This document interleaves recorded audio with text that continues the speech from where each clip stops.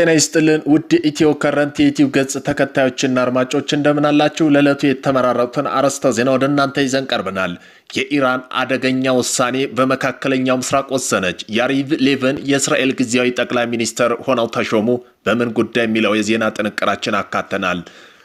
የኢራን የውጭ ጉዳይ ሚኒስትር አባስ አራግቺ ስለ ዓለም እውነታ ይህም ብለዋል። ዓለም አቀፋዊ ማህበረሰብ አንድ ነገር በትክክል ሊረዳ ይገባል ሲሉ ገልጸዋል። በዚህም ጉዳይ ዜና ጥንቅራችን አካተናል። ቆይታችሁ መሰሙት ይሆናል። ፕሬዝዳንት ትራምፕ ለኢራን የሰጡት የ48 ሰዓት ገደብ ማስጠንቀቂያ አልቋል። ከዚህም አልቆ 5 ቀን ሰጥተዋል። ከ5 ቀንም አልፎ 10 ቀን ደርሰዋል። አሁን ምን ወሰኑ የሚለው የዜና ጥንቅራችን በሰፊው አካተናል። የፓኪስታን ሚሳኤሎች አሁን ለዩናይትድ ስቴትስ ስጋት ሊሆኑ እንደሚችሉ ተገለጹ። ፓኪስታን ማናት የሚለው የዜና ጥንቅራችን አካተናል። ለሰዓታት በሚሳኤል ስትደበደብ ቆይታ የእስራኤል ሰዎች በመጠለያ ውስጥ ታስረው ይገኛሉ። የቤንጉዌር አውሮፕላን ማረፊያ በደረሰበት ጥቃት ሙሉ በሙሉ ከጥቅም ውጭ መሆኑን ከሀገር መውጣት አልቻሉም። አሁን በእስራኤል እየተከናወነ ያለው ነገር ከጦርነት አልፎ እንደማይሰሙ ልጆች ቅጣት እየሆነ መጥቷል። የኢራን አብዮታዊ ዘብ በሩን ዘግተውባቸው በቀበቶ እየገረፏቸው ያሉ ይመስላሉ። በዚህም ጉዳይ ዜና ጥንቅራችን አካተናል። ቆይታችሁ የምትሰሙት ይሆናል። ባለፉት 2 ሳምንታት በእስራኤልና በኢራን መካከል የተፈጸሙ ጦርነት፣ በየቀኑ ያለው ክስተትና ውድመት ምንድን ነው የሚለውንም የዜና ጥንቅራችን አካተናል። ኢራን በሆርሙዝ ባህር ዳርቻ የሚገኘው ቁልፍ ውሃማ ስፍራ ሙሉ በሙሉ መቆጣጠራቸውን አሳወቀች። የኢራን ባህር ኃይል አዛዥ በአካባቢ የሚገኙ የአሜሪካ ኃይሎች ላይ የበቀል እርምጃ እንደሚወስዱ አስጠንቅቀዋል። በዚህም ጉዳይ ዜና ጥንቅራችን አካተናል። ሻሂድ 136 ድሮን ከፍተኛ ዋጋ ያላቸው የአሜሪካ የጦር መሳሪያ መደምሰሱን የሚያሳይ ታይቶ የማይታወቅ ምልክቶች አሳየ። በመከላከያና ወታደራዊ ዘርፍ ከፍተኛ ትኩረት የሳበ አዲስ መረጃ ይፋ ሆኗል። የዚህም ጉዳይ በዜና ጥንቅራችን አካተናል። ቆይታቸው የምትሰሙት ይሆናል። እነዚህን የመሳሰለው አርዕስተ ዜና ወደ እናንተ ይዘን ቀርበናል። ቤተሰብ ለመሆን ላይክ፣ ሸር፣ ሰብስክራይብ ማድረገውን እንዳይረሱ። ወደ መጀመሪያ ዜና ትንታኔያችን ስንሄድ የኢራን ሻሂድ 136 ድሮን ከፍተኛ ዋጋ ያላቸው የአሜሪካ ጦር መሳሪያ መደምሰሱን የሚያሳይ ታይቶ የማይታወቅ ምልክቶች አሳየ። በመከላከያና ወታደራዊ ዘርፍ ከፍተኛ ትኩረት የሳበ አንድ አዲስ መረጃ ይፋ ሆኗል። አዲስ የተለቀቀው ምስሎች እንደሚያሳዩት የኢራን ሰራሹ ሻሂድ 136 ተወርዋሪ ቦምብ ላይ እጅግ ዘመናዊ የሆነ የምዕራባዊ ወታደራዊ ጦር መሳሪያ መደምሰሳቸው የሚገልጹ ተምሳሌት የጥፋት ምልክቶች ሰፍረውባቸዋል። እንደ ዘገባው ከሆነ በድሮን አካል ላይ የሰፈሩት መልእክቶች የሚከተሉ ስትራቴጂያዊ መውደማቸውን የሚጠቁም ናቸው። E3 ሴንትል AMYAC የተሰኘው አየር ላይ ቀድሞ ማስጠንቀቂያ ቁጥጥር አውሮፕላን ከታህድ የሚሳኤል መከላከያ ስርዓት የተያዘ ANTPY2 ራዳር እና ፓትሪዮት እና የአየር መከላከያ አካል የሆነው AMMQ-65 ራዳር ሻሂድ 136 በቅርብ ጊዜ በተከሰቱ ግጭቶች በስፋት ጥቅም ላይ የዋለ አነስተኛ ወጪ የሚጠይቅና ረጅም ርቀት ተጓዥ መሳሪያ ሲሆን የአየር መከላከያ ስርዓቶችን በብዛት በማጥለቅለቅ የማዳከም ብቃት እንዳለው ይታወቃል። ይሁን እንጂ ይህ ያሉ ከፍተኛ ግምት የሚሰጣቸው መሳሪያ መመታታቸውን የሚያሳዩ ምልክቶች መታየታቸውን ኢራን በላቁ ምዕራባዊ የክትትልና ሚሳኤል መከላከያ መሰረተ ልማቶች ያገኘው ስኬት ለማጉላት የምታደርገው የተቀናጀ የኮሚኒኬሽን ጥረት እንደሆነ ይገመታል። ይህ በተለይ የተጠቀሱ ከፍተኛ ዋጋ ያላቸው ወታደራዊ ስርዓቶች በሻሂድ 130 ድሮኖች ስለመደምሰሳቸው እስካሁን ድረስ በገለልተኛ ወገን የተረጋገጠ መረጃ የለም። የጦር መሳሪያ ተንታኙ እንደሚጠቁሙ ከሆነ ይህ ያሉ ምልክቶች ከእውነተኛ የጦር ሜዳ ውጤት ይልቅ አቅምን ለማሳየት የተቃራኒ ወገን ስለ ልቦና ለመንካት ለፕሮፓጋንዳ ዓላማ የሚውል ናቸው። እንደ E3 ሴንት AWYAC ያሉ ወሳኝ አየር ላይ ቅድመ ማስጠንቀቂያ መድረኮች ከታህድ ፓትሪዮት የተቀናጁ የላቁ የራዳር ስርዓቶች በዝርዝር ውስጥ መካተታቸው ኢራን በድሮን ጦርነት አቅሟ በዙሪያ ለመገንባት የምትፈልገው ስትራቴጂካዊ ትረካ የሚያጠናክር መሆኑን ተመላክቷል። ኢራን በሆርሙዝ ባህር ዳርቻ የሚገኘው ቁልፍ ውሃማ ስፍራ ሙሉ በሙሉ መቆጣጠሯን አስታወቀች። የኢራን ባህር ኃይል አዛዥ በአካባቢ የሚገኘው የአሜሪካ ኃይሎች ላይ የበቀል እርምጃ እንደሚወስድ አስጠንቅቋል።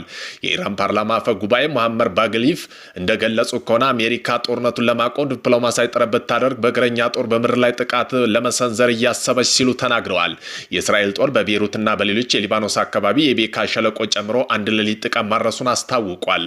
ጦሩ በመግለጫ እንዳስታወቀው ቤካ ሸለቆ የሚገኘው ሮኬት ማስወንጨፊያ ወደ እስራኤል ግዛት ለመተኮስ የሚረዳ እንደነበር ጦሩ አስታውቋል። የተባበሩት አረብ ኤምሬት ዛሬ እሁድ ብቻ ከኢራን የተወነጨፉ 16 ባላስቲክ ሚሳኤሎችና 42 ሰው አልባ አውሮፕላን ድሮኖች መጥለፏን አስታውቃለች። የኢራን ጦርነቱ ከተጀመረ ጊዜ አንስቶ 414 ባላስቲክ ሚሳኤሎች፣ 15 ክሩዝ ሚሳኤሎች፣ 1914 ሰው አልባ አውሮፕላኖች ወደ ኤምሬትስ ተወንጭፈዋል። የኢራን ጤና ሚኒስቴር እንዳስታወቀ ጦርነቱ ከተጀመረ አንስቶ 216 ህጻናት ጨምሮ በአጠቃላይ 2076 ሰዎች ሲገደሉ 26000 ያህል ደግሞ መቁሰላቸውን አሳውቀዋል። በቶኪዮ የሚገኘው እስራኤል ኤምባሲ አሜሪካና እስራኤል በኢራን የሚያደርጉት ጦርነት በመተቸት አቶሚክ ቦምብ የተረፉ 4 ቡድኖች ያወጡት መግለጫ ለመደበቅ ፈቃደኛ አልሆኑም። ፔንታጎን በኢራን ላይ በእግረኛ ጦር የሚመራ ለሳምንታት የሚቆይ ምድር ጦር ዘመቻ ለማድረግ የተዘጋጀ መሆኑ ዋሽንግተን ፖስት ስማቸው ያልገለጹ የአሜሪካ ባለስልጣን ዋቢ በማድረግ ዘግቧል። ትናንት የአሜሪካው ፕሬዝዳንት ዶናልድ ትራምፕ በሰጡት መግለጫ ኢራን አክትሞላታል፣ ከእንግዲህ ምንም አይነት ጥቃት መሰንዘር አትችልም፣ መሪም ሆነ ጦርነት ስለሌላ በማንኛውም ዋጋ ስምምነት ለማድረግ ተጓጉታለች፣ በዚህም ጉዳይ እየተነጋገር ነው ብለዋል። ከዚያ በኋላ ዓለም አቀፋዊ ሚዲያ የአሜሪካ ጦር ለማቆም ከኢራን ያቀረበችው ከባድ ቅድመ ሁኔታዎች በማውራት ጀመሩ። ከዚህ መካከል የኒውክሌር መርሃ ግብሯ ለዘላለም መተውና የሚሳኤል ክልሏ እስከ 1000 ኪሎ ሜትር ብቻ መገደብ፣ ታጣቂ ቡድኖች መደገፍ ማቆም፣ የሆርሙዝ ስርጥ ክፍት ማድረግ የሚሉ ይገኙበታል። ነገር ግን የኢራን ምላሽ ያልተጠበቀ ነበር። የካቲም አልአንቢያ ዋና መስሪያ ቤት ቃል አቀባይ ኢብራሂም ዙልፋቅሪ በሰጡት አጭር መግለጫ አሜሪካ ከራሷ ጋር እየተደራደረች በማለት እነሱ ምንም አይነት ድርድር እንደሌለው አሳውቀዋል። በመሆኑም በዚህ አላበቃ ብሎ ከ100 በላይ እንደ ሳጃል እና ሀበር ሸካን የተባሉ ከባድ ሚሳኤሎች በእስራኤል ግዛት እምብርት ላይ የሚገኙ አስፈላጊ ቦታ በመምታት ከባድ አደጋ አድርሰዋል። በብራኒክ አካባቢ በርካታ ህንፃዎች በማውደም መኖሪያ መንደሮች ላይ ጉዳት ደርሷል። ቴል አቪቭ አካባቢ በርካታ ሰዎች ተጎድተዋል። የአደጋ ጊዜ ሰራተኞች ከፍርስራሽ እየወጡ ነው። የቤርጎን አውሮፕላን ማረፊያ በቀጥታ መመታቱን ከጥቅም ውጭ ሆኗል። ሊያርፍ የነበረ አውሮፕላን ተመልሷል። በሀይፋ የሚገኘው የራፋኤል ኩባንያ ወታደራዊና ኢንዱስትሪ ተቋማት እንዲሁም በሰፈድ የሚገኘው የእስራኤል ጦር እዝ መመታቱ ተገልጿል። የሰሜናዊ እዝ መስሪያ ቤት በጣም ስሱና በቀላል የማይመታ ቦታ መሆኑ ይታወቃል። ይህ የሚያሳየው ኢራን የእስራኤል አየር ክልል በሚገባ መቆጣጠር መቻሏ ነው። አብዮታዊ ዘቡ ቅጣት ከዚህ አላበቃ በናትምና ሀዳህ የሚገኙ ዋና ኤሌክትሪክ ጣቢያ መመታቱን ከጥቅም ውጭ አድርገዋቸዋል። በአሁኑ ሰዓት እነዚህ አካባቢ ሙሉ በሙሉ በጨለማ ውስጥ ናቸው። ይህ እርምጃ ኢራን የኤሌክትሪክ ጣቢያ በደረሰባት ጥቃት በሰጠችው ምላሽ መሆኑን አብዮታዊ ዘቡ አስታውቋል። በዚህም መሃል ትራምፕ ለመደራደር ቢሞክሩም ኢራን የተኩስ አቁም ስምምነት ሙሉ በሙሉ ውድቅ ማድረጓን ከአሜሪካ ጋር የሚደረግ ንግግር ምክንያት አይደለም ማለቱን የፋርስ የዜና ወኪል አገልግሎት ዘግቧል። 2 ጊዜ ተታላለች፣ በድርድሩ ወቅትም ጥቃት ተፈጽሞብናል የሚሉት ኢራናውያን፣ ስለዚህ ትራምፕ ቃሉን የማይጠብቅ ሰውና ከልጅ ጋር እንደራደርም፣ የአሜሪካ አስተዳደርም በሽማግሌ በኩል ከፈለጋችሁ ምክትል ፕሬዚዳንት ጄዲ ቫንስ ተደራደሩ እንጂ ትራምፕ ተውት ብለው ቢለምኑም ኢራን እስካሁን ያስቀመጠችው ቀድሞ ሁኔታዎች ካስፈጸመ ፈቃደኛ አይደለችም። ሀትሪስ ጋዜጣ እንደዘገበ ከጦርነቱ መጀመሪያ ጀምሮ 5000 የሚጠጉ እስራኤላውያን ከኢራን ሊባኖስ ጥቃት ቆስለው ሆስፒታል ገብተዋል። ይፋዊ የሟቾች ቁጥር 18 ወታደሮች ብቻ ቢባልም ትክክለኛው ቁጥር ከዚህ እንደሚበልጥ ይታወቃል። በመጨረሻም የኢራን ሚሳኤል ኃይል አዛዥ አዲስ አይነት ክላስተር ሚሳኤል በመጠቀም ዝግጁ መሆናቸው አስጠንቅቀው አንድ ሚሳኤል ብቻ 100 ቦታ በአንድ ጊዜ መምታት አቅም ያላቸው ነው ተብሏል። አሁንም ጥቃቱ ኢራንና ሊባኖስ ቀጥሏል። ከጥቂት ደቂቃ በፊት በኔጋብ በረሃ የሚገኘው አንድ ኢንዱስትሪ ቀጠና ሚሳኤል ተመቷል። ባለፉት 2 ሳምንታት በእስራኤልና ኢራን መካከል የተፈጸመው ጦርነት በየቀኑ ያለው ክስተትና ውድመት፣ ጦርነቱ እነሆ ከ1 ወር ከ8 ቀን ሊሆነው የተወሰነ ሰዓቶች ነው የሚቀሩት። በመሆኑም በፌብራሪ 28 2026 የተጀመረው የአሜሪካ እስራኤል የጋራ ወታደራዊ ጥቃት ወደ 36ኛ ቀኑ ሲገባ ከባድ ውጊያ እየተካሄደ ሲሆን ለሰላም እልባት የሚሆን ድንገትና እርገት አልተገኘም። አሜሪካ ፕሬዝዳንት ትራምፕ በኢራን የኃይል ተቋማት ለሚደርሰው ጥቃት የሰጡት ጊዜ ቀን 10 ቀን ያራዘሙ ሲሆን እስራኤል ደግሞ ጥቃቶች እንደምታጠናክር አስታውቃ በኢራን በኩል በአንድ ቀን 7 ማዕከል የተኩስ ሚሳኤል በእስራኤል በዌስት ባንክ 9 ሰዎች አቁስለዋል። በዚህ ግጭት ምክንያት ዓለም አቀፋዊ የኢኮኖሚ እድገት ተጎድቷል። ኢኮኖሚ ትብብር ድርጅት እንዳስታወቀው የዓለም ኢኮኖሚ እድገት 2026 ወደ 2.9 በመቶ እንደሚቀንስ ተንብዮአል። ከዚህ ከቀደመው ዓመት 3 በመቶ ዝቅ ያለ ነው። ከዚህ ምክንያታዊ የአክሲዮን ገበያ ቀንሷል። የነዳጅ ዋጋም ከፍ ብሏል። በኢራን ቀይ ክረምት ማህበር መረጃ መሰረት ጦርነቱ መጀመሪያ አንስቶ ከመጋቢት 24 2026 ጀምሮ በኢራን ውስጥ ብቻ 1900 በላይ ሰዎች ህይወታቸውን አጥተዋል። በሌላ ዘገባ መሰረት 1340 ሰዎች በላይ መሞታቸው የሚገልጽ ሲሆን የዚህ የቀድሞ ኢራን መሪ አሊ ካሚኒን ጨምሮ በሌሎች ሀገራዊ ደረጃ ሊባኖስ 1100፣ በእስራኤል 18፣ አሜሪካ ወታደራዊ 13፣ በኢራቅ 80 የጸጥታ አባላትና በባህሪና ሌሎች ባህር ሰላጤው ሀገራት ደግሞ 20። ቁስለኛው ቁጥር ወደ 20 ሺህ በላይ ደርሷል። የሲቪል መሰረተ ልማታዊ ውድመት አብዛኛውን ብቻ 85,000 በላይ ሲቪል መዋቅሮች ተጎድተዋል። ይህ የሚከተለውን ያካትታል። 64,000 በላይ መኖሪያ ቤቶች፣ 19 የንግድ ማዕከላት፣ 282 የሕክምና ማዕከል አቅርቦትና መድኃኒት ማዕከላት፣ 600 በላይ ትምህርት ቤቶች ጉዳት ደርሶባቸዋል። በቴህራን ብቻ 26117 መኖሪያ የንግድ ክፍሎች ተጎድተዋል። ጋዲስ ሆስፒታል እንደ ሸክማን ሆስፒታል ጨምሮ በርካታ የሕክምና ተቋማት ሙሉ በሙሉ አገልግሎት መስጠት አቅቷቸዋል። በቴህራን ውስጥ እያንዳንዱ ሰፈር ጉዳት ደርሷል። በጦርነት የተጀመረው 14ኛ ቀኑ ብቻ 5.1 ሚሊዮን ሜትሪክ ቶን ካርበን ዳይኦክሳይድ ወደ ከባቢ አየር ተለቋል። ይህ መጠን 84 ሀገራት ዓመታዊ ልቀት እኩል ነው። የአካባቢው ዋና ዋና ምልክቶች በቴህራን የሚገኙ 4 ትላልቅ የነዳጅ ማከማቻ እስራኤል ቦምብ መደብደባቸው ሚሊዮን ሊትር ነዳጅ እንዲቃጠል ምክንያት ሆኗል። በዚህም ጥቁር ዝናብ እንዲዘንብ መርዛማ ደመና እንዲፈጥር ምክንያት ሆኗል። በኢራንና ባህረ ሰላጤው ሀገሮች በተደረገ ንቅናቄ 2.5 እስከ 5.9 ሚሊዮን በርሜል ዘይት ተቃጥሏል። በኳታር ራስ ላፋና በኡምራት ደሴት የሚገኙ የተፈጥሮ ጋዝ ፋብሪካ ከፍተኛ ካርቦን ልቀት አስከትለዋል።